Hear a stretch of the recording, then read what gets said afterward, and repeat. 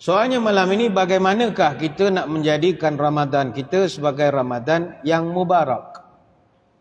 Ramadan akan jadi mubarak apabila kita ikut cara Rasulullah sallallahu alaihi wasallam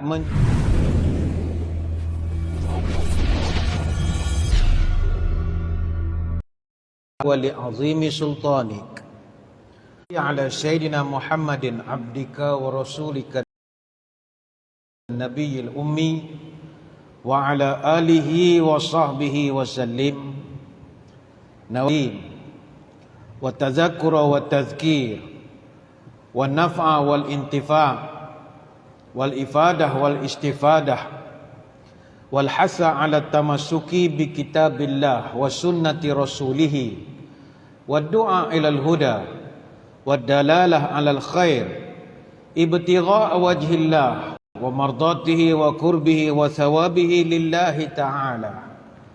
Allahumma barik lana fi Sya'ban wa ballighna Ramadan. Ya Allah, berkatkan umur kami pada bulan Sya'ban, panjangkanlah umur kami dapat bertemu dengan bulan Ramadan. Terima kasih yang berusaha tuan pengacara majlis, yang saya hormati para pegawai ahli jawatan kuasa Masjid Al-Munawwarah, seterusnya tuan-tuan guru, para alim ulama, para habaib, muslimin muslimat, hadirin hadirat, tuan-tuan puan-puan, moga-moga dirahmati Allah sekalian. Alhamdulillah, sekali lagi dapat diizinkan Allah menyampaikan syarahan di Masjid Al-Munawwarah ini. Kali terakhir saya sampaikan syarahan di sini kira-kira 1092 hari yang lalu, iaitu hari Sabtu 23 Mac tahun 2019 BC. BC itu before COVID. Maknanya sudah 2 tahun 11 bulan 24 hari. Dan saya yakin tuan-tuan dah tak ingat apa yang saya ceramahkan ketika itu. Ketika itu kita ceramah tentang Isra wal Mi'raj. Pada malam ini insya-Allah kita akan membincangkan satu tajuk, iaitu Ramadan Al-Mubarak. Ramadan hampir tiba di garisan, berbau rasa mengiringi harapan. Rahmat ilahi sentiasa di depan, beriringan doa dalam ratapan. Ramadan penuh dengan rahmat, ambillah ia sekuat dapat, supaya kelak menjadi kuat terlepas godaan syaitan yang laknat. Namun hadirin hadirat sekalian, bukan semua orang diberi rezeki oleh Allah untuk dapat bertemu dengan bulan Ramadan. Sebentar tadi kita telah pun menyelesaikan amanah kita terhadap saudara kita yang telah pun kembali kepada penciptanya, dan sekarang dalam perjalanan ke kampung Kuala Tekar di Temerloh. Wallahu a'lam, dengan berbaki masa yang ada, kita juga tidak ada kepastian bahawa kita dapat bertemu dengan bulan Ramadan. Sebab itu para salafus salih, mereka berdoa untuk berjumpa dengan Ramadan 6 bulan sebelum Ramadan dah berdoa. Bukannya bila Rejab ataupun Sya'ban dah berdoa, kerana inilah momen terbaik untuk kita memasuki pusingan bonus. Umpama orang main game, kalau nak poin banyak, kena cari pusingan bonus. Banyak pusingan bonus, khususnya Lailatul Qadar, iaitu bonus betul, 83 tahun lebih nilai ibadahnya. Kematian satu benda yang tak dapat dielakkan. Apatah lagi life expectancy di Malaysia ini, dalam kajian kita duduk ranking ke-71 dalam World Life Expectancy. Rata-rata lelaki di Malaysia umurnya 73.2 tahun kurang lebih, dan perempuan boleh mencecah 77.6 tahun. Nak cecah 96 tahun ni rare sangat. Jadi total life expectancy di Malaysia ini nisbahnya 75.3 tahun. Tapi ini bukan bermakna yang muda-muda ni tak boleh mati. Tak ada jaminan. Kadang orang sihat segar-bugar, kita tiba-tiba dengar meninggal dunia. Kayuh basikal sihat, tak minum teh tarik, tak makan roti canai, supaya kita makan nasi kerabu, benda sihat. Tapi kayu-kayu bersikal langgar pula dia lori, meninggal main bersikal. Ada. Sebab itu falsafah Jawa mengatakan 5 perkara tak ada orang boleh cop pasti dalam hidupnya. Siji pasti, loro jodoh, telu wahyu, papat kodrat, 5 bandar. Tak ada orang boleh garanti. Pertama, umur. Kita punya kematian. Tak ada orang boleh garanti. Loro jodoh tak boleh garanti. Tuan-tuan, walaupun dalam hati tak ada niat nak nikah seorang lagi, jangan cakap. Jangan cakap. Benda action sangat, esok kahwin betul seorang lagi. Kita tak tahu. Telu wahyu anugerah pun tak tahu juga. Papat kodrat nasib tak ada orang tahu. Kipas putus wayar jatuh atas kepala kita tak tahu, nasib lah. 5 bandar rezeki pun kita tak tahu bila dapat. Sebab itu bila kita melihat apa yang berlaku di sekeliling kita sebentar tadi pun mendatangkan keinsafan kepada kita bahawa peluang untuk bertemu Ramadan ini tak semua orang dapat. Berdoalah kepada Allah. Kalau tengok statistik kematian di negara kita ini, memang dah banyak berlaku kematian mengejut ini secara tiba-tiba. Pertama, kematian mengejut paling tinggi di Malaysia, aksiden. Paling tinggi sekali. Tiap-tiap hari purata 18 orang di Malaysia meninggal kerana kematian di jalan raya. Dan setiap sejam 20 minit akan ada satu orang mati kerana kemalangan maut.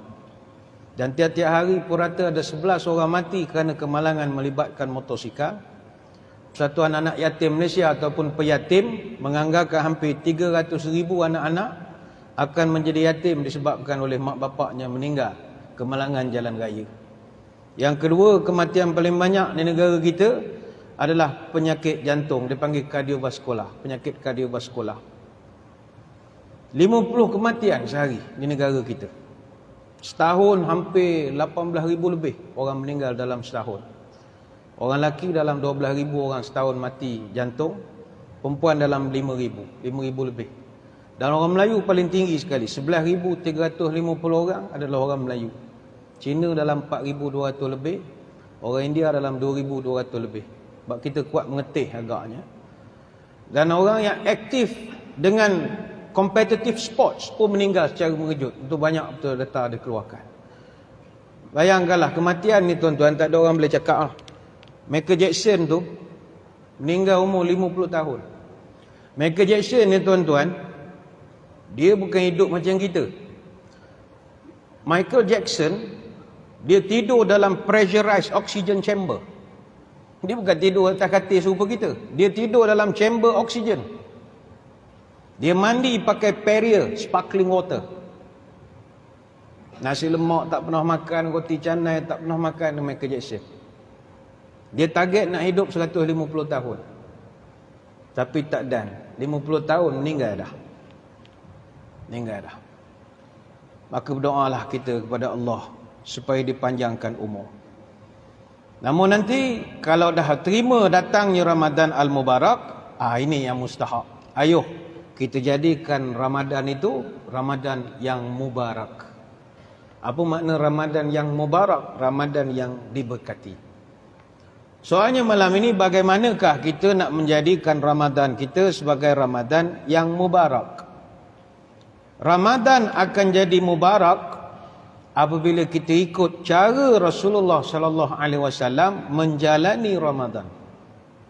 Malam ni kita akan menelusuri apakah pengalaman yang pernah ditempuh oleh para sahabat melihat baginda Nabi sallallahu alaihi wasallam menjalani Ramadan baginda. Moga-moga dengan kita menghayati kisah-kisah ini, kita buat pada tahun ini insya-Allah. Saya fikir momen untuk kita nak fokus kepada ibadah seperti masa PKP setahun dua yang lepas dah tak dapat lagi dah. Baik itu indah sungguh momen kalau kita ingat semasa kita di PKP kan di rumah masing-masing. Ramai ni semua ni, tuan-tuan semua, imam interim semua ni. Semua imam interim siap baca khutbah raya, pegang kayu gok macam-macam. Ini kenangan. Anak-anak kita sampai besar dia akan ingat. Arwah ayah dulu ingat baca khutbah, pegang joran, dia suka. Dia sama dia gelak je. Dia kita bukan reti sangat, mana tahu hukum tak boleh, ingatkan boleh. Ada pula ustaz garang-garang marah rupanya. Jadi benda ni tak dapat lagi dah. Setahun dua yang lepas saya kira kita khatam Quran dengan anak-anak, family, habis sembahyang tarawih, duduk dalam bulatan baca Quran yang pemalas-pemalas pun paksa baca. Tapi tahun ni rasa tak dapat dah. Masjid kalau tak buka macam biasa, tak benda jadi di rumah, kita pun tak tahu. Jadi yang pertama, sekiranya ingin menjadikan Ramadan kita mengikut cara Rasulullah sallallahu alaihi wasallam, nombor satu, jangan tinggalkan Al-Quran. Ini nombor satu.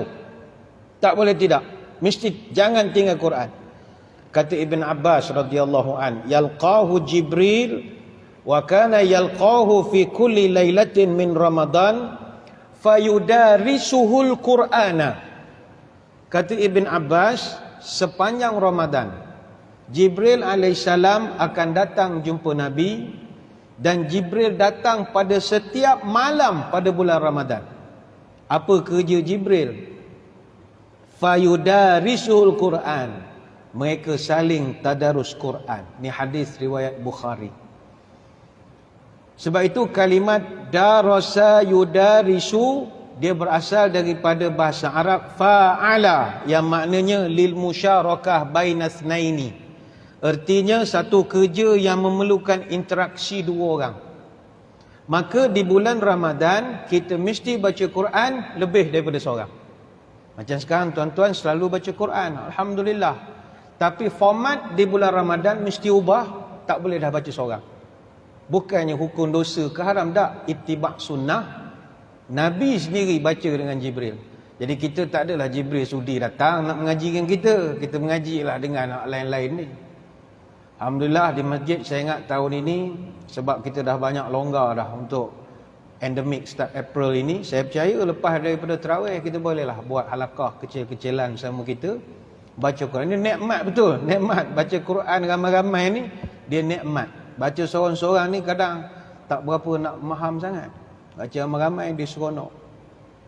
Sebab itulah kata para ulama, Jibril alaihissalam dia akan khatamkan Al-Quran setahun sekali bersama dengan Nabi setiap kali bulan Ramadan.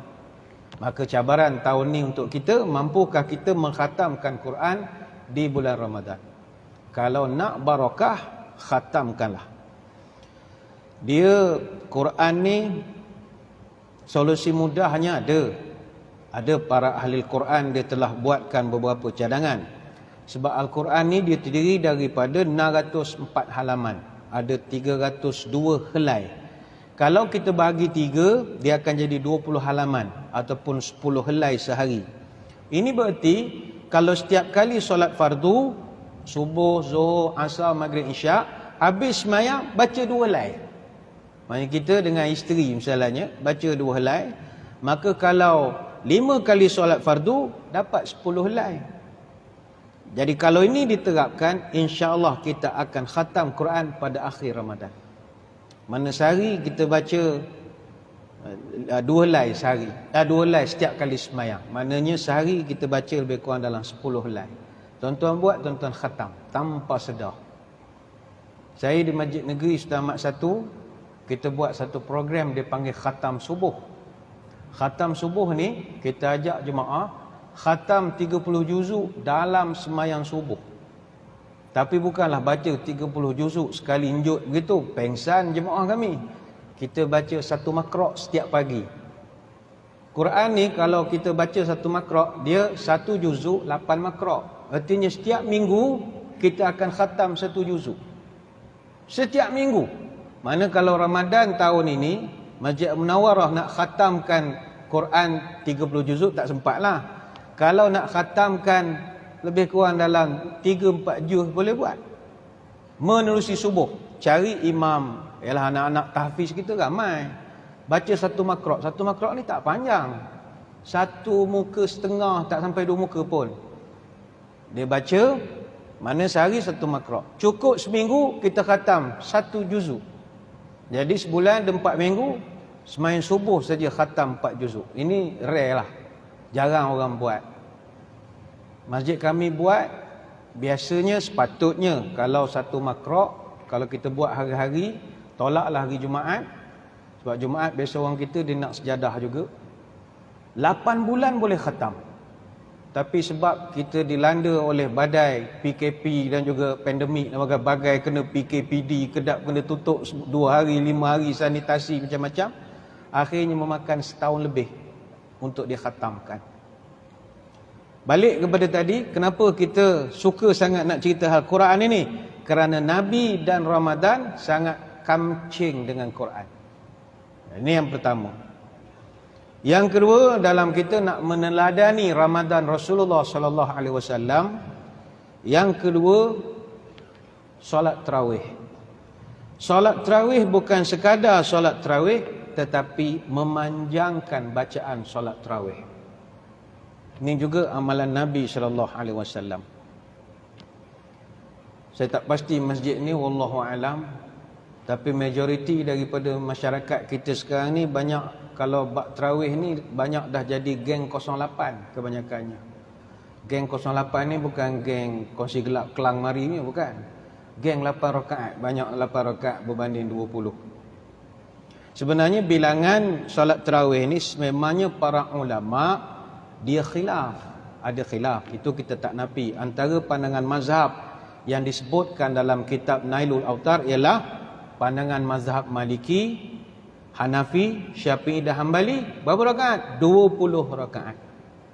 Berdasarkan hadis daripada Khalifah Umar Al-Khattab radhiyallahu anhu yang memerintahkan solat tarawih 20 rakaat berjemaah, yang diriwayatkan oleh Imam Malik dalam Muwatta' dan Al-Baihaqi dalam Sunan Al-Kubra.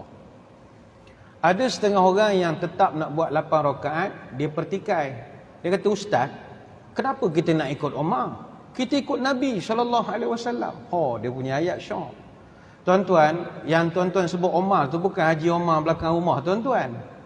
Ni bukan Pak Cik Omar saudara tuan-tuan di kampung. Omar ni adalah Omar Al-Khattab radhiyallahu anhu. Omar ini Nabi sebut, Omar, kalau ada Nabi lepas aku, engkau lah orangnya. Omar Al-Khattab. Omar ni tuan-tuan, ialah kalau setengah mazhab dalam orang Islam ni ada yang tak suka Sayyidina Omar tu, kita tak campur lah.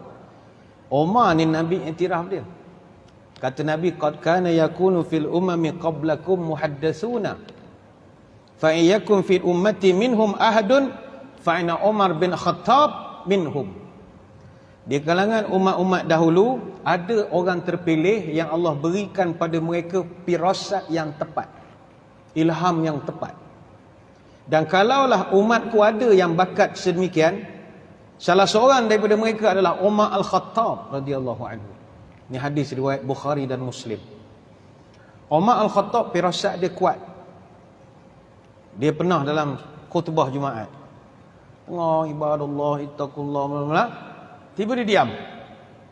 Kemudian dia bercakap, syariah, gunung, belakang, gunung. Orang pun pelik, ni apa hal ni? Khatib tiba-tiba tukar teks ni. Tadi cerita lain, ni cerita lain. Mana dia diam balik? Dan dia sambung balik khutbah. Selesai khutbah, habis main Jumaat, datang Sayyidina Ali. Ali berani, dia tanya, "Tuan, awak tadi tengah elok-elok khutbah, semangat-semangat, tiba sebut nama gunung-gunung ni apa hal?" "Tak tahulah," kata Umar. "Tiba-tiba aku ternampak pasukan kita dikejar musuh. Jadi aku suruh dia naik atas gunung. Tak tahulah apa tanda, aku pun tak tahu." Diam je lah Umar. Beberapa minggu kemudian, pasukan tentera yang banyak dihantar oleh Umar untuk buat kerja-kerja dakwah, espionaj, perisikan ni, balik buat laporan. Ada satu pasukan pimpin oleh Sariyah bin Husain radhiyallahu anhu. Dia datang buat laporan, dia cerita, "Tuan, wahai Khalifah, ada benda pelik saya nak cerita." "Apa pelik?" "Kami dalam operasi, lalu bawah kawasan lembah. Kami tak tahu rupanya atas bukit tu ada bandit, ada musuh nak tembak kami dah. Memang kami tak tahu betul, kami di bawah, memang jadi target mudah sangat. Tapi tiba-tiba kami dengar suara Tuan sebiji. Tuan menyebut perkataan gunung. Mana beritahu ada bahaya naik ke gunung cepat. Kami sampai sekarang mikir, sebiji suara Tuan." Umar Khattab diam. Ni Umar Al-Khattab radhiyallahu anhu. Sebab itu bukan semua orang memiliki firasat yang tepat. Pernah dalam satu kes, Rasulullah SAW dalam perang Badar telah menahan 70 tawanan perang. Bila dah tawan, first time mereka dapat tawanan perang dan tak ada SOP untuk nak uruskan prisoner of war, POW ni. Dalam zaman tu Convention Geneva pun tak ada, apa pun tak ada. Mesyuarat. Nabi dalam suara ada Abu Bakar, ada Omar, ada semua sahabat-sahabat yang senior. Nabi tanya, okey, apa kita nak buat ni? SOP tak ada lagi ni. Nak buat apa dengan tawanan 70 orang? Omar angkat tangan. Ya Rasulullah, simpan buat apa tawanan-tawanan? Tak ada masa. Bunuh ya. Kan kita nak masuk di penjara sekarang, nak kena bagi makan, tu pun belanja lagi. Makan dia pula bukan boleh sebarang-sebarang. Kena suhakam datang cek apa menunya, tu semua duit lagi. Banduan makan lebih mahal daripada gelandangan. Salah yang bunuh lah. Ni contoh sekali Umar Al-Khattab. Bunuh je, simpan buat apa tak payah banduan bunuh Semua orang dalam suarat semua tak setuju. Keras entah ni Umar. Rahmat tak ada. Dia tanya kepada Abu Bakar. Wahai Abu Bakar, apa pandangan entah? Sayyidina Abu Bakar Siddiq radhiyallahu anhu menjawab, ya Nabi Allah, hum banul ammi wal ashirah. Yang kita tangkap tu semuanya saudara mara kita ya Rasulullah. Orang Mekah. Saya orang Mekah. Tuan orang Mekah. Sayyidina Umar ni pun orang Mekah. Jadi janganlah kita kasar sangat dengan saudara-saudara kita. Ara an ta'khudha minhum fidyah. Saya cadangkan kita kenakan denda je. Kalau dia tak boleh bayar, minta keluarga dia bayar tebusan. Bayar duit pada kita. Fatakunu lana quwwatan 'alal kuffar. Dan dengan perolehan duit tu nanti, kita boleh gunakan untuk pembelian aset-aset baru ketenteraan kita. Boleh hantar anggota kita pergi berlatih khusus, belajar menembak dan macam-macam lagi. Dan yang lebih jauh lagi kita nak sekali adalah fa'asallah an yahdiyahum lil Islam. Mudah-mudahan dengan kita bersikap lapang dada begitu, musuh-musuh ni tengok dia akan minat pula kepada Islam. Ini pandangan saya lah ya Rasulullah. Kalau tuan-tuan ada dalam mesyuarat hari itu, tuan-tuan ikut pandangan Umar ke Abu Bakar? Saya rasa majoriti akan sokong Abu Bakar. Betul lah Abu Bakar, kau memang bijak lah. Duit kita dapat, dakwah kita, ini kita nak. Apa Umar bunuh kerja, tikit kerat kepala, tak ada cara lain. Maka Nabi pun bersetuju, baiklah kita kenakan denda. Tiba-tiba turun firman Allah, surah Al-Anfal ayat 67.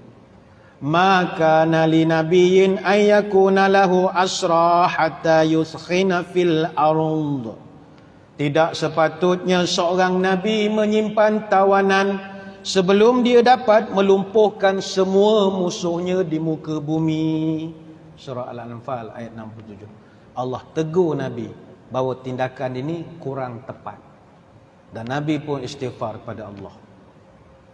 Tidak berdosa, itu hanya keputusan politik.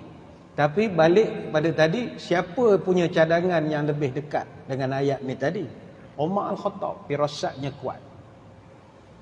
Sebab itu, kepada tuan-tuan yang nak semayang 8 rakaat, semayanglah, tak ada masalah. Jangan sebut, ini Umar je, dia punya sebut Umar tu macam saudara dia, Umar. Jangan begitu. Ini yang cakap ni Sayyidina Umar Al-Khattab radhiyallahu anhu. Sayyidina Umar ni tuan-tuan, kubur di sebelah Nabi. Bukan jalan-jalan orang, kubur sebelah Nabi. Ini yang pertama. Macam masjid tuan-tuan ni saya tengok, sini memang 20 kan? 20 tak ada masalah lah. 20 tak ada masalah lah. Ke buat 8? Buat 8, oh koman sepana, kipas dah 2, 8 lagi.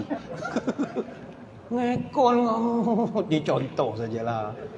Orang buat 8 ni surau kampung, tak ada aircon, tak ada kipas, panas. Oh 8, nak sabarlah. Yalah, mungkin ada justifikasi masing-masing ya. Macam di Kuala Lumpur, macam Selangor ni saya tengok masjid luas. Maknanya parking, kawasan parking luas. Jadi orang datang semayang selesa. Saya tengok di KL sebab kawasan mereka sempit, jadi dia terpaksa buat pengurusan parking yang penguatkuasaan yang agak ketat. Jadi dia ada siap tulis signboard dah sepanjang Ramadan, tulis parking G08. Wah, ini coding baru. Ini parking apa? Rupa parking geng 8 rakaat sini. 08 and the group. Ini geng 20. Dia buat asing. Sebab selalu berlaku double park dan sebagainya. Orang geng 0, tak maaf lah panggil geng 08 macam gangster pula ya. Orang yang 8 rakaat ni, dia memang nak balik cepat. Tapi kereta dia kena blok dengan orang 20 rakaat. Jadi main horn, pom-pam gitu. Jadi tak seronok, tak harmoni. Tak harmoni. Jadi itu yang pertama, sembahyang tarawih kalau boleh buatlah 20 rakaat. Cuma dalam membincangkan tentang bilangan tarawih ini, kalangan ulama berpandangan pada peringkat awal tarawih dilaksanakan dengan memanjangkan bacaan solat. Mana kalau buat 8 sekalipun, panjanglah juga. Jangan terlampau pendek. Kita bukannya surau asrama nak baca pendek-pendek. Kita qaryah, masjid qaryah, mesti panjang sebab sembahyang sunat. Dan benda ni pun setahun ada sebulan saja. Time lain tu kita baca pendek-pendek lah. Memang kalau asalnya Nabi SAW, dia memang kalau sembahyang sunat memang panjang. Huzaifah al-Yamani radhiyallahu anhu dalam satu riwayat, ini riwayat Imam Hakim dan juga An-Nasai dalam Sunan Kubra, kata dia pernah Nabi sembahyang rakaat pertama lepas Fatihah, Nabi baca Alif Lam Mim, surah Al-Baqarah. Kata Huzaifah, aku ingatkan Nabi nak baca 10 ayat saja. Tak, dia baca komplit 286 ayat. Tuan-tuan, surah Al-Baqarah sahaja ada 3 juzuk. Untuk surah Baqarah saja 3 juzuk, ada 6,221 kalimat, 25,500 huruf. Nabi baca komplit 286 ayat dalam rakaat pertama. Kata Huzaifah, lepas pada Nabi selesai baca Al-Baqarah, aku ingat Nabi nak rukuk. Tak, sambung pula. Bismillahirrahmanirrahim. Alif Lam Mim. Allahu la ilaha illa huwal hayyul qayyum. Nazzala 'alaikal kitaba bil haqqi musaddiqan lima baina yadayhi. Baca pula Ali Imran, komplit 200 ayat. Ali Imran saja ada 2 juzuk. Habis Ali Imran ingatkan Nabi rukuk. Tak, sambung lagi. A'udzubillahi bismillahirrahmanirrahim. Ya ayyuhan nasu taqu rabbakumul ladzi khalaqakum min nafsin wahidah. Dia baca pula suratul Nisa, komplit 176 ayat, 3 juzuk. Maknanya tuan-tuan, Nabi dalam satu rakaat total 662 ayat. Sebab itu Nabi semayang bengkak kaki. Apa hal? Lamanya semayang. Kita Ramadan bengkak kaki juga, gaut. Buka salah makan. Salah makan. Go out lah jawabnya. Okeylah, bengkak tu kira sunnah juga bengkak kaki. Tapi punca bengkak tu berbeza. Jadi kalau dapat tahun ni buatlah tarawih lebih sikit. Buat tarawih lebih sikit. Kita muda-muda dulu, time malas-malas memanglah 8 je. Tapi dah berumur ni eloklah kita semayang panjang sikit. Barakah. Barakah. Nabi SAW, kata para ulama, bila bulan Ramadan ni, dia punya semayang dia memang lama sikit. Sebab Ramadan ni bulan Quran. Jadi dia sentiasa menghiaskan kehidupan dia dengan Quran. Termasuk dalam solat pun Nabi akan baca sedikit panjang. Sebab itu kata para ulama, Nabi SAW kalau tiba semayang subuh, kata Amr bin Harith, sami'tu Nabi SAW yaqra' fil fajri idza syamsu kuwirat. Aku ikut Nabi semayang subuh, Nabi membaca Izaz syamsu kuwirat, surah At-Takwir. Surah At-Takwir ni 29 ayat, dia juzuk yang ke-30. Nabi baca. Nampak panjang. Kalau dalam Sahih Bukhari Muslim ada disenaraikan, Nabi biasa membaca kalau semayang subuh surah Al-Waqi'ah. Waqi'ah ada 96 ayat. Ada masa Nabi membaca surah Al-Mu'minun 118 ayat. Ada masa Nabi membaca surah At-Tur, ada 49 ayat. Ada masa Nabi membaca surah Ar-Rum, 62 ayat. Dan ada masa Nabi membaca surah Yasin, 83 ayat. Dan ada masa Nabi membaca surah As-Saffat, 182 ayat. Lepas itu kata para sahabat, walaupun surah As-Saffat tu 182 ayat, tapi bagi kami zaman dulu itu biasa saja. Biasa 100 lebih ayat ini. Begitu juga sembahyang Zuhur, kata para sahabat. Kerana nak memuliakan Ramadan ni, Nabi sembahyang Zuhur pun baca agak panjang. Ada satu riwayat kata Abu Sa'id Al-Khudri radhiyallahu anhu, laqad kanat salatu zuhri tuqama. Satu ketika azan Zuhur dah dikumandangkan. Satu ketika azan Zuhur sudah dikumandangkan. Bukan azan, qomat dah dikumandangkan. Fayadhhab adh-dhahibu ila al-baqi'. Tiba ada satu orang sahabat, dia nak buang air kecil. Dia keluar pada masjid, dia pergi ke Baqi'. Tuan-tuan yang biasa ziarah Masjid Nabawi, masjid asal tu yang kubah hijau. Baqi' dalam 300 meter pada situ. Jadi dia keluar daripada masjid, dia pergi Baqi', dia buang air. Kemudian summa yatawadda, dia pergi ambil air sembahyang. Summa ya'ti wa Rasulullah fil rak'atil ula mimma yutawiluha. Selepas dia buang air kecil di Baqi', dia ambil wuduk, dia datang ke masjid, Nabi masih rakaat pertama. Panjangnya bacaan Nabi. Ini hadis riwayat Muslim. Banyak lagi nak terangkan, tapi saya kira kita beri laluan dulu kepada azan Isyak yang saya kira akan masuk sebentar lagi. Jadi tuan-tuan semua jangan ke mana-mana, kita akan kembali lagi selepas ini.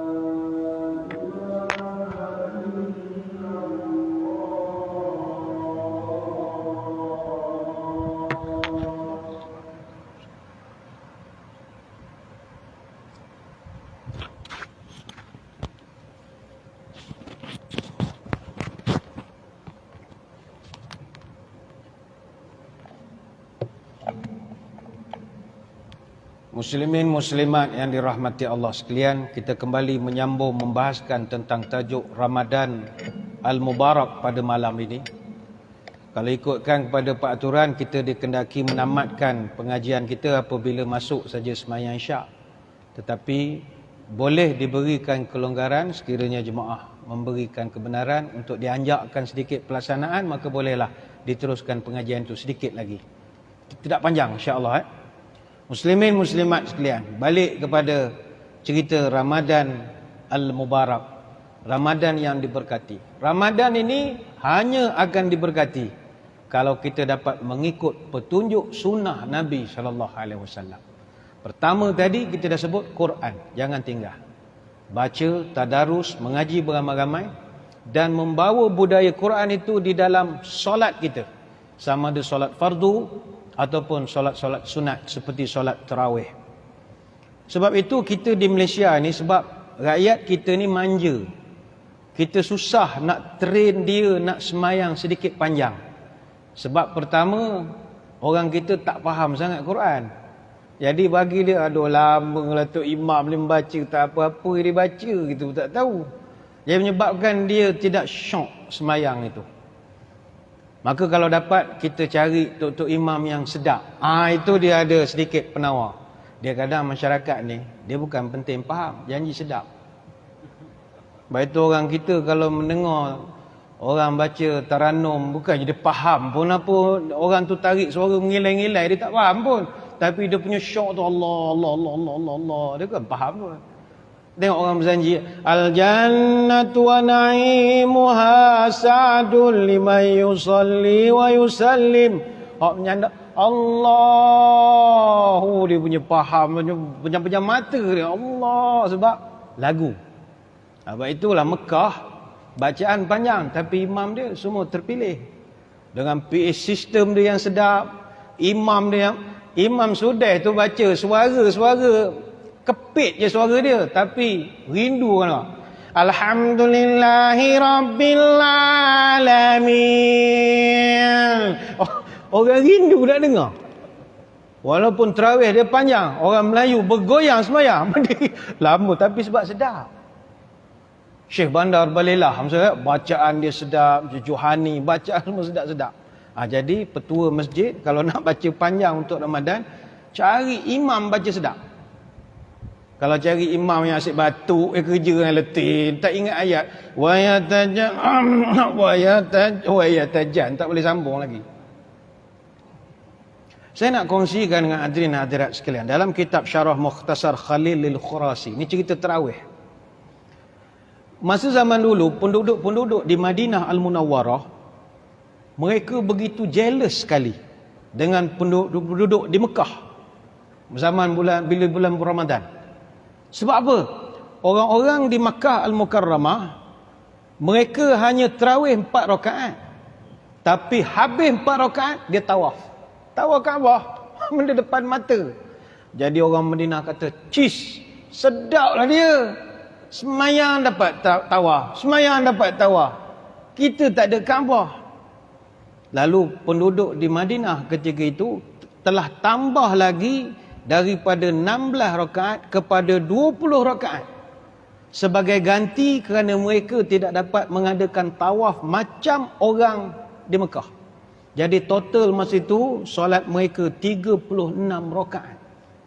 Peringkat awalnya.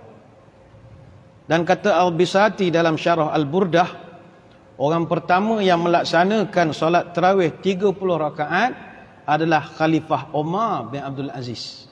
Cucu Sayyidina Umar. Bayangkanlah tuan-tuan, 30 rakaat. Orang kita 20 pun dah berpinau biji mata nak menghabis. 30 rakaat.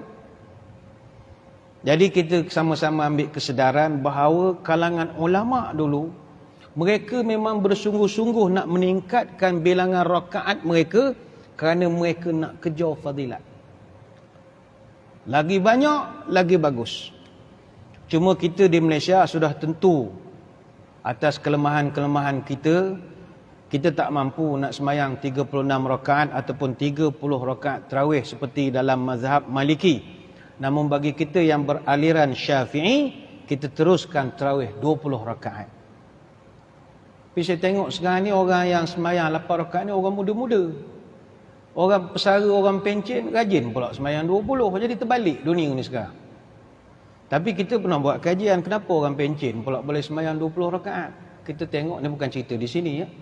Rupanya orang pencen ni dia boleh sembahyang 20 rakaat sebab kebanyakannya sembahyang atas kursi. Jadi bila sembahyang atas kursi, tuan-tuan, saya ingat 200 rakaat pun okey. Duduk je. Nak pula ada masaj pula lagi kursi. Oh, gini. Ni bukan cerita sini, cerita tempat lain. Dia tarawih ni sembahyang relax-relax, tarawih. Rehat-rehat. Di Malaysia ni dia macam maraton. Macam tahun lepas kan kita nak kejar masa MKN tetap pukul 10 kena tutup masjid masa tu. Jadi macam maraton, tok imam macam berpeluh-peluh tu imam.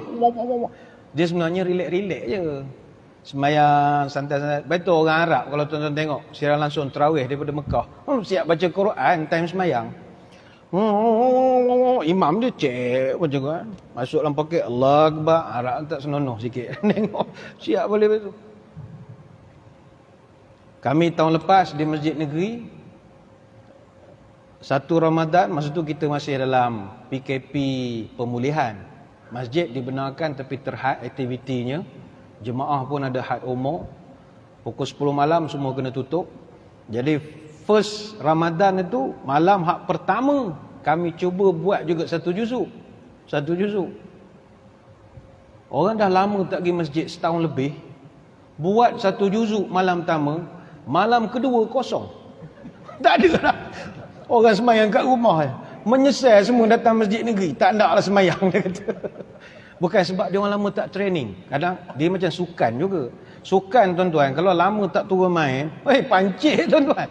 Dia kita kena warm up sikit. Nak masuk tournament, berlatih juga. Baik tu Rajab Syakban ni memang bulan latihan. Tapi masa tu kita lama tak pergi masjid. Maknanya public lah, yang pegawai masjid tu memang buka masjid. Jadi bila Ramadan tu buka, datang-datang seterus satu juzuk, pancit dah. Tak boleh mengeluh dah. Malam kedua tak ada, cari surau mana tak tahu dah masing-masing. Lepas itu kita kagumi warga Pondok Pesantren Al-Fatah di Desa Temboro di Kecamatan Karas, Kabupaten Magetan di Jawa Timur. Bayangkanlah tuan-tuan, dia orang semayang tarawih 23 rakaat 8 jam. Tarawih 23 rakaat 8 jam. Kita buat tarawih 20, pukul 9.50, pukul 10 malam habis. Rasa masuk surga sangat dah rasa. Kalau keluar kena langgar kereta, mati syahid dah aku ni. Perasaan kita baru buat 20. Itu baru pukul 10 habis. Bayang kalau diorang semayang start pada pukul 7 malam, dia insya' dia beza masa dengan kita. Dia lepas insya' dia semayang tamat pukul 3 pagi. Kenapa mereka baca begitu panjang? Rakaat pertama sampai rakaat sehingga ke 20, imam baca komplit 30 juzuk. Dia khatam Quran tiap-tiap malam dalam tarawih. Pembahagiannya dibuat setiap imam baca 1 hingga 2 juzuk dalam masa 24 minit.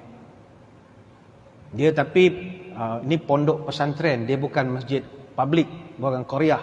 Jadi yang datang semayang situ the creamiest among the creamier saja. Yang datang tu biasanya orang yang hafiz Quran, yang nak ngulang Quran. Kita dalam masjid ni ada al-hafiz. Kesian orang hafiz Quran, dia tak ada tempat mengulang Quran. Kat mana nak ngulang Quran? Terpaksalah cari kawan-kawan, buat usrah sikit-sikit. Dia orang kena ulang Quran. Dia hafiz Quran ni tuan-tuan, bukan macam PhD. PhD dapat tahun 76, sampai sekarang orang panggil doktor lagi. Doktor semacam. Walaupun habis method, lupa habis dah. Tapi kalau al-hafiz, dia tak boleh lupa. Dia kena renew license. Kalau tak, dia akan hilang begitu sajalah. Jadi dia orang nak kena ulang. Mana tempat nak ulang? Nak pergi masjid, balik-balik izaja, wadduha, watin, bila nak ngulangnya? Jadi kalau dia dengar ada masjid yang buat baca satu juzuk, satu makro', orang hafiz akan pergi. Dia nak repeat balik. Dia akan sama kat belakang baca. Jadi tempat-tempat itu biasanya dikunjungi oleh orang-orang yang memang otai Al-Quran. Tapi masjid kita jangan buatlah pensan je mau tuan-tuan, jangan kita try lah. Okey ke ustaz tu cadang 30 juzuk kita try satu untuk tiap-tiap malam. Pensan tuan-tuan dengan imam-imam pensan. Inilah orang di Jawa Timur. Dia Jawa Timur ni dia ada macam-macam ceritalah yang kita biasa dengar. Ada juga satu pondok pesantren Manbaul Hikam di Mantenan, Udanau. di Blitar. Blitar ni di Jawa Timur. Itu pun tarawih 23 rakaat tapi 7 minit. Itu ada terkenal juga cerita itu. Maknanya satu rakaat 18 saat. Fatihah dia paling lama 8 second. Bismillahirrahmanirrahim. Amin. Habis. Laju betul. Kita hak malas ni pun paling laju 30 saat. Paling laju lah kita. Tapi tu kita tak adalah hina kan, takut ada orang tengok video, ni dah menghina kami ni Pak Ustaz ni, bukan hina dah. Cerita kepada orang di Malaysia ni je. Macam-macam gelagat orang di bulan Ramadan ini. Cuma satu saya ingin berpesan. Bila sebut bab tarawih nak mengikut sunnah ini, kalau boleh tuan-tuan, berazamlah untuk setia bersama imam daripada mula sampai habis. Contoh, kalau imam masjid kita buat 20, setialah dia sampai 20. Habis Ustaz, saya buat 8, takkan saya nak tunggu juga? Kalau tuan-tuan nak buat 8, tuan-tuan cari surau yang buat 8. Maknanya tuan-tuan sekufu dengan imam itu. Kalau kita datang tempat 20, sayugia kita ikut imam. Apa sebab? Man qama ma'al imam hatta yang sarifa kutiba lahu qiyamul lailatin. Ini fadilat. Siapa-siapa yang berdiri sembahyang tarawih bersama dengan imam daripada mula sampai imam selesai, dia dituliskan markah untuknya pahala seperti dia qiyamul lail sepanjang malam. Hadis Tirmizi. Ni cerita fadail a'mal. Hadis Tirmizi. Jadi tuan-tuan datang sembahyang, katalah imam buat 8, kita buat 8 juga. Jangan tuan-tuan nak berlawan dengan imam. Imam buat 20, tuan-tuan buat 8. Imam buat 8, tuan-tuan pula buat 20. Janganlah berlawan begitu. Kita sama tu imam. Kalau boleh siap hantar tu imam balik rumah lagi. Ini lagi bagus. Belanja pula tom yam lagi di kedai tu. Itu entah-entah pahala qiyamul lail 10 malam agaknya. Sekali dengan kerapu bagi dia. Ini contoh sajalah. Maka kalau dapat tahun ini, kita setialah dengan imam. Tak tahulah imam nak buat berapa, tapi setia sajalah dengan dia. Jadi selesai. Yang ketiga, kata ulama, kalau kita nak menjadikan Ramadan kita ini, tarawih selesai lah, nak menjadikan Ramadan kita ni al-mubarak, yang diberkati, yang mengikut tuntunan dan sunnah Nabi SAW, yang ketiga, mesti memperbanyakkan bersedekah. Banyakkan bersedekah tiap-tiap hari kalau boleh. Kata Anas bin Malik radhiyallahu anhu, kana Nabi sallallahu alaihi wasallam asja'un nas wa ajwadun nas. Nabi kita ini adalah orang yang sangat berani sekali. Berani dari segi apa? Berani sedekah orang. Duit tak berapa ada juga, tapi berani. Berani dia menolong orang yang memerlukan. Ini hadis riwayat Bukhari Muslim. Tapi kata para sahabat, kata Ibn Abbas, bila datang bulan Ramadan, Nabi punya tahap sedekah lebih ganas lagi daripada biasa. Hari biasa tu dah ganas dah.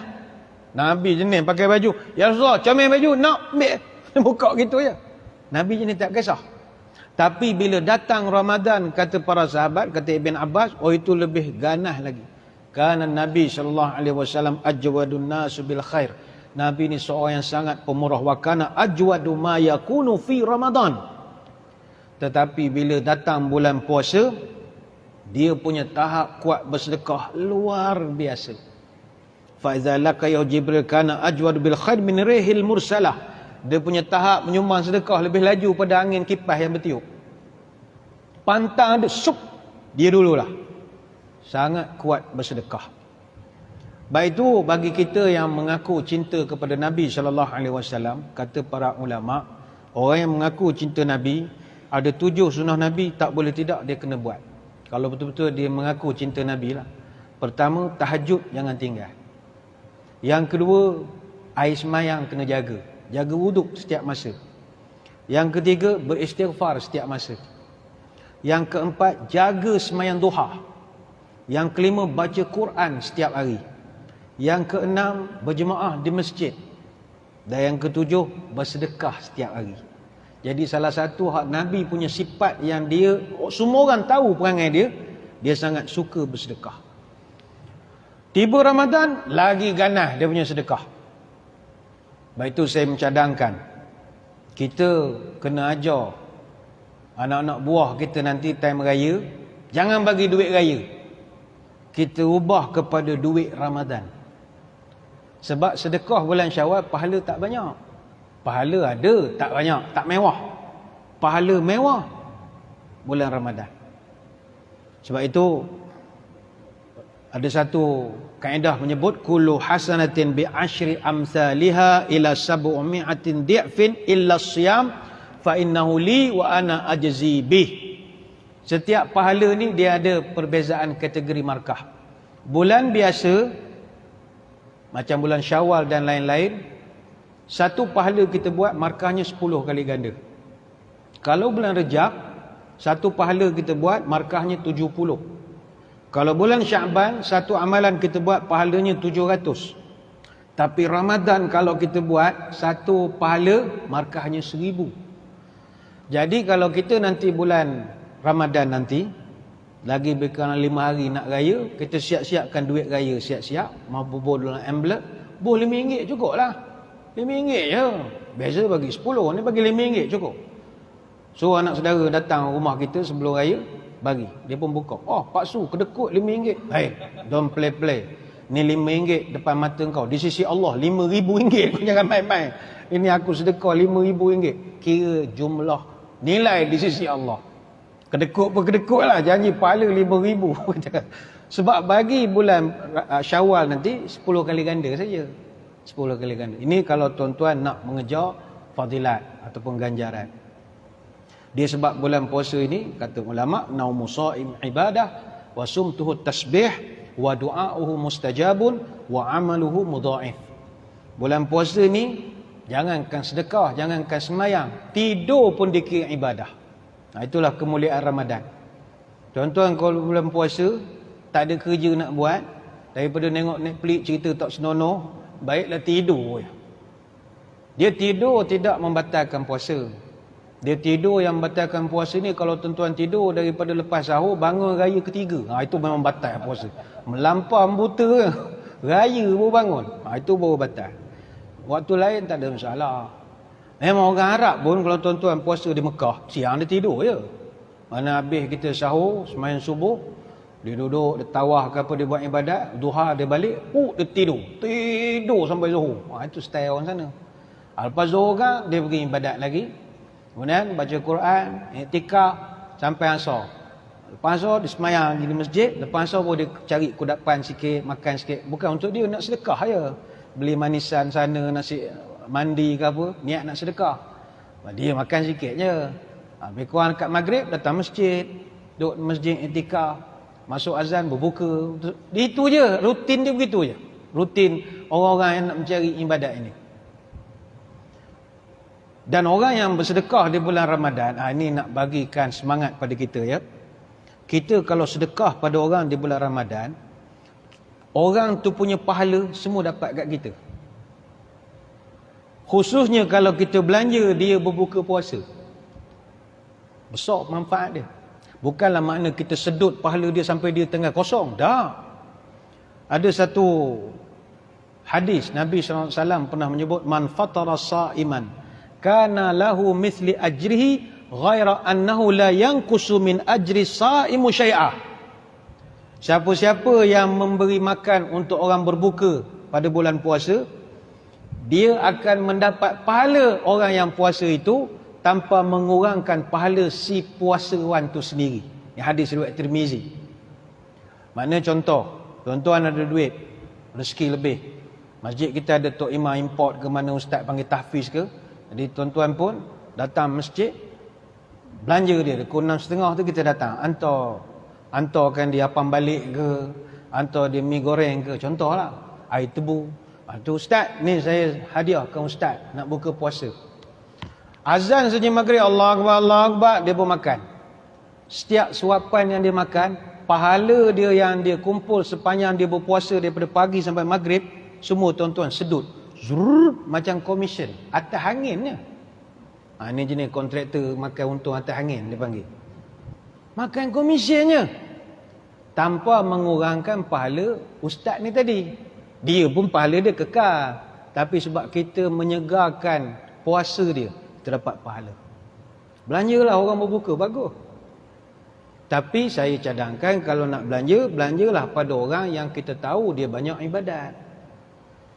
Contoh di masjid ada jemaah kita yang kita nampak rajin, semayang rajin. Itu kita bagi. Kita tahu aku ni boleh ambil komisen banyak ke ni. Tengok dia pada pagi semayang bagus. Jangan belanja orang yang pemalas serupa kita juga. Pergi ke office tengok member, aku belanja dengan kabur ke? Dia sama malas dengan kita, membuta bawah meja pada pagi sampai tengah hari.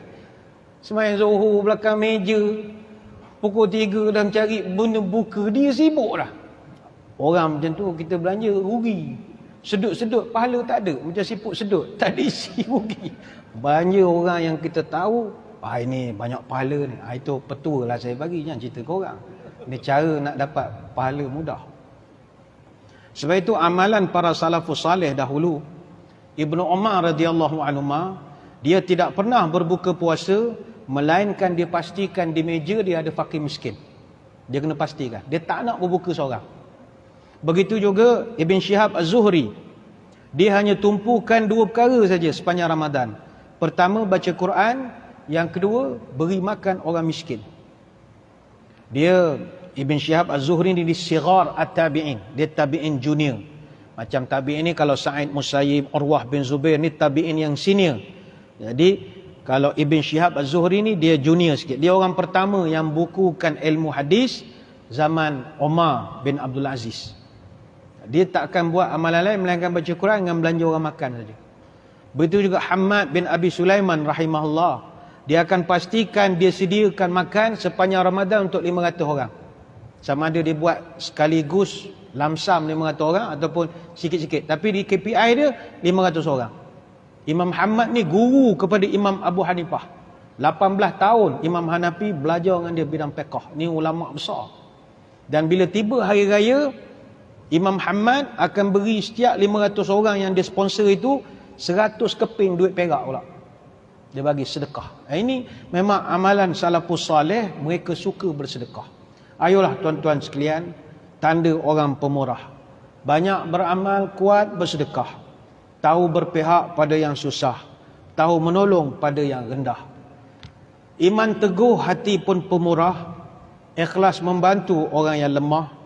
Rajin menolong orang yang susah. Muka manis, mulut pun peramah. Janganlah kita jadi orang kedekut dan tamak. Menolong orang kita tak hendak. Menimbun harta tak agak-agak. Orang miskin kita buat tak nampak. Itulah orang hati busuk, perangai pun tak cedak. Iaitu yang ketiga, iaitu memperbanyakkan sedekah. Ini memang sunnah Nabi SAW. Kemudian yang terakhir ni saya tak ulas lah, masa kita tak mengizinkan. Yang keempat, jangan tinggalkan bersahur dan berbuka pada waktu yang Nabi arahkan. Iaitu mestilah kita bersahur lewat dan berbuka cepat. Itu kena masukkan dalam jadual. Sebab ada orang kita sahur awal sangat. Pukul 12 sahur dah. Dia duduk kedai mamak, dia kata jom kita niat sahur lah, balik kita tidur. Itu bukan sahur namanya. Sama juga ada orang dia tak berbuka ikut masa. Patut maghrib 7.30. Dia kata biarlah azan, kau tak lapar lagi. Kau 8 kalau kita makan, malas nak makan. Tak boleh. Nak barakah, sahur dan berbuka mesti ikut masa yang telah ditentukan oleh Nabi SAW. Sebenarnya banyak nak diterangkan, tapi saya kira sekadar itulah sembang-sembang pada kesempatan malam ini. Sekali lagi saya mengucapkan ribuan terima kasih kepada pihak Masjid Munawwarah di atas undangan. Mohon maaf sebarang kekurangan. Moga-moga kita bertemu pada lain-lain kesempatan. Sebelum berpisah, marilah kita sama-sama menadah tangan berdoa. Moga pertemuan dan majlis kita ini sama-sama diberkati Ilahi. A'udzubillahi minasyaitonirrajim. Bismillahirrahmanirrahim. Allahumma salli ala Sayyidina Muhammad wa ala ali Sayyidina Muhammad. Allahumma barik lana fi Sya'ban wa balighna Ramadan. Ya Allah, berkatkan umur kami pada bulan Sya'ban, panjangkan umur kami bertemu dengan bulan Ramadan. Allahumma zuq baladana Selangor Darul Ihsan khususatan wa sairul biladil muslimina amatan as-sakha wan nama war raha wahfazha bihifzika min kulli makruh ya rabbal alamin. Allahumma inna na'udzubika minal baras wal junun wal judham min sayyi'il asqam wa na'udzu bi kalimatillahi tammati min syarri ma khalaq. Ya kafi ya syafi ya wafi ya hamid ya majid idfa' anna kulla ta'bin syadid واكفنا من الحد والحديد والمرض الشديد واكشف عنا من البلاء ما لا يكشفه غيرك اللهم إنا نستغفرك إنك كنت غفارا تحصنا بذي العزة واعتصمنا برب الملكوت وتوكلنا على الحي الذي لا يموت اللهم اصرف عن ولاية سلانغور دار الإحسان وماليزيا وسائر البلاد المسلمين هذا الوباء وقنا شر الداء ونجنا من جميع أنواع البلاء بلطفك يا لطيف إنك على كل شيء قدير سبحانك اللهم وبحمدك نشهد أن لا إله إلا أنت نستغفرك ونتوب إليك وصلى الله على سيدنا محمد وعلى آله وصحبه وبارك وسلم walhamdulillahi rabbil alamin. Sekadar itu saya mengucapkan selamat menyambut Ramadan Al-Mubarak kepada seluruh muslimin muslimat dan takut kita tak berjumpa lagi dah. Saya kira terus jamak teruslah ucapkan selamat Hari Raya Aidilfitri terus boleh kan? Dia kira terus je lah ada halang-halang ucap puasa, ucap Hari Raya terus. Maaf saya batin, berhati-hatilah memandu di jalan raya. Sekadar itu wabillahi taufiq wa hidayah. Wassalamualaikum warahmatullahi wabarakatuh. Wallahu a'lam.